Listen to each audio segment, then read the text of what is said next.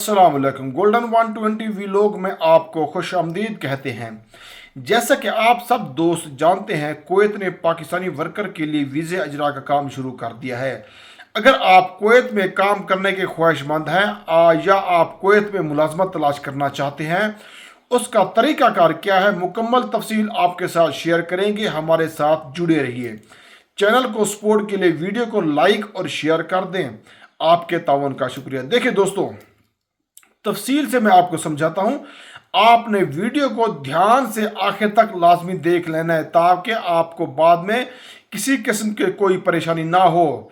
देखिए दोस्तों, दरअसल कुवैत में काम करने का तरीकाकार, काम करने के लिए आप जिस कंपनी या कफील के साथ काम करना चाहते हैं या काम करने जाते हैं, वहां से एक स्पॉन्सर लेटर आता है जिसे देखकर उसकी बुनियाद पर वीज़ा लगाया जाता है। जो कंपनी या शख्स आपको यानी कफील आपको लेटर भेजता है वो कफील कहलाता है, जिसे इकामे में कुवैत में रहने के लिए रिहाइश परमिट आपका रिव्यू कराता रहता है, यानी इकामा तजदीद करता रहता है। देखिए दोस्तों, ज़्यादातर पाकिस्तानी कफील की तरफ से भेजे गए लेटर पर भी वीज़ा हासिल करके कुवैत जाते हैं और उनके रोज़गार का ज़्यादातर दारोमदार कफील के साथ ताल्लुकात पर मुनहसर होता है।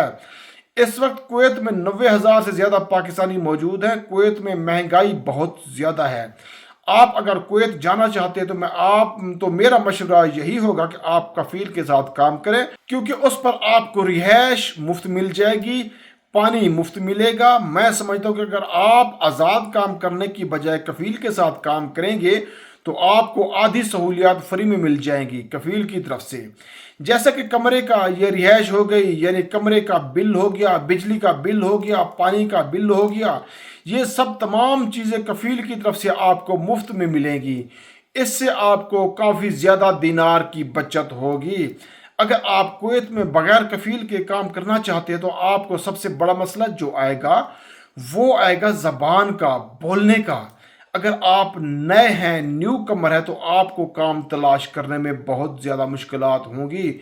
और दूसरा मैं आपको ये समझा दूं, लाजमी अपने दिमाग में आप ये बात बिठा लें, सिर्फ अगर आपका कोई भाई है, बाप है, चचा है तो ठीक है, वरना अगर मामू है, कज़न है या कोई ऐसा रिश्तेदार है या बिरादरी का है या बस्ती मोहल्ले का है, तो आपने ये उम्मीद नहीं रखनी कि आपके साथ ताउन करेगा, क्योंकि जो बंदा बाहर काम करने के लिए जाता है वो सिर्फ अपने लिए जाता है। कोई भी दूसरे के लिए एक दिनार या एक रियाल खर्च नहीं करता।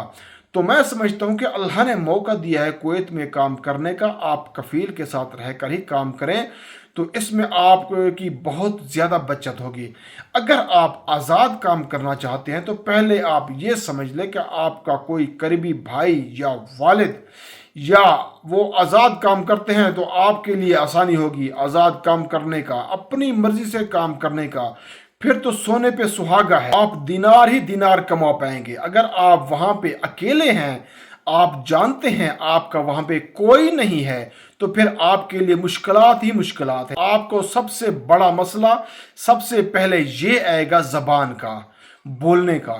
चूंकि आप काम की तलाश में निकलेंगे, आपको बोलना आएगा तब आपको काम मिलेगा ना। जब आपको बोलना ही नहीं आएगा तो आपको काम कैसे मिलेगा? आप कैसे इत्तेफाक करेंगे? आप कैसे दिनार तय करेंगे? कुवैत के हवाले से खबर थी जो मैंने आपको मुकम्मल तरीके से मैंने आपको समझा दी, और मेरे ख्याल में आपको मेरी बात समझ आ गई होगी।